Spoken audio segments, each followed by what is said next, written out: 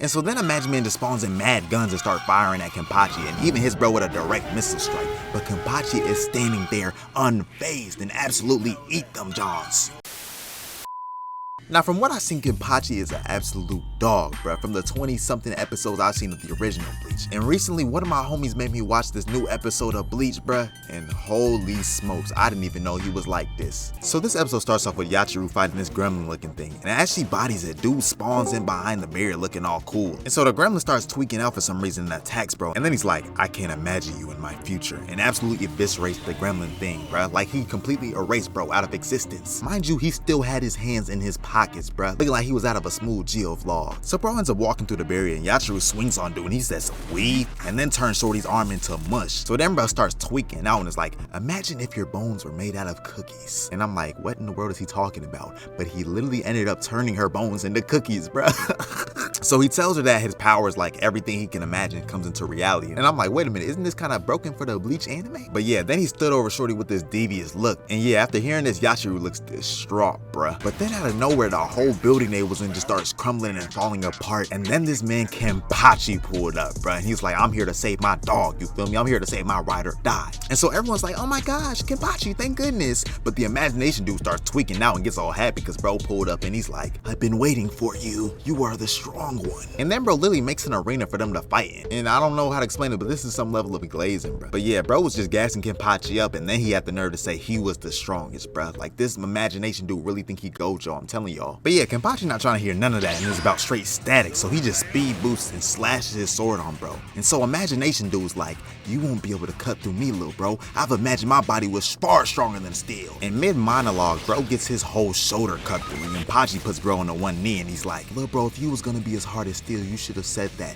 cause I would have cut you like steel. Your little imagination can't do nothing. And I'm like, oh snap, Kenpachi's like that. So bro ends up healing his wound and he gets up and he's like, I just imagined I was healed. This man's power really don't make no sense, bruh, but I guess it does make sense at the same time. But regardless, he starts talking crazy and it's like, I'm not gonna say I'll beat you with one finger, but I'll just use my head to whip you. Then he just throws lava at this man Kenpachi, but he slices through that easy. So Kenpachi tries to slice man again, but dude puts Kenpachi in that water prison Zabuza hit Kakashi with back in Naruto days, bro. And so then he splits the ground open trying to kill Yachiru because he knew Kenpachi would save her. And bro really think he killed Kenpachi with that little ground closed thing. But nah, we already knew he was clueless because this man Kenpachi jumps out through the ground and tries to boom, bro. Like this man got full imagination powers but can't stop Kenpachi. So Kenpachi's like, alright gang, if you want to be the strongest, you gonna have to beat the strongest, so let's run it. Then he just charges at my mans while bro having an inner monologue about how he wants to beat him so bad. Get this dude, you can't tell me he's not losing it. And so then Imagine Man just spawns in mad guns and start firing at Kenpachi and even hits bro with a direct missile strike.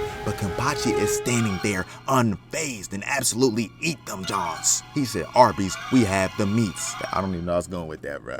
Like I said, bro, he got his whole imagination in his hands but can't take this man down. So Kenpachi speed blitzing cuts into bro but gets his sword stuck. But Imagine Man drops a hand out the sky to crush Kenpachi. But Kenpachi slices through the hand and jumps out and hits him with that little Mihawk Zoro chest slash, bro. Like we all seen this before. So Kenpachi's like, did you ever imagine yourself losing? And then bro's like, you know, he's right. And then he heals his wounds and he's talking about he can't die now, bro. But we all know the real reason he is going to die. So Imagine Man ends up hitting a Shadow Clone Jutsu, but Kenpachi don't care about none of that and tries to sneak one of them.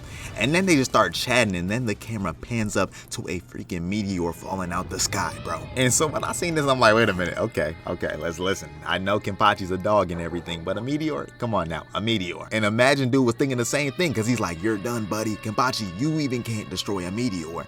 But this man Kenpachi is a dog because he's just looking up at the meteor absolutely smiling, bro. And then he says something, I ain't never cut a meteor before. This is fun. Like what, bro? What is fun about a meteor about to drop on your head top? And so as it's crashing down, Imagine Man's doing his villain talk, but Kenpachi is still smiling and then he just jumps right into the meteor and slices that thing in half, absolutely eviscerating it. And when the camera pans back to the ground, this man Kenpachi is just floating in the air with his sword's true form. So peep, Imagine Man gets tight and then he starts making even more shadow clones and it's like, nah, I'm gonna hit you with something you can't cut. And then he just sends this man into space, bro. And so at this point, Kenpachi's looking cooked, quite literally, dog. He's looking like a Subway sandwich fresh out the microwave. And I'm thinking the same thing. I'm like, okay, it might be GG's for this man Kenpachi. You know what I mean? He's in space. People can't breathe in space normally, right? But no.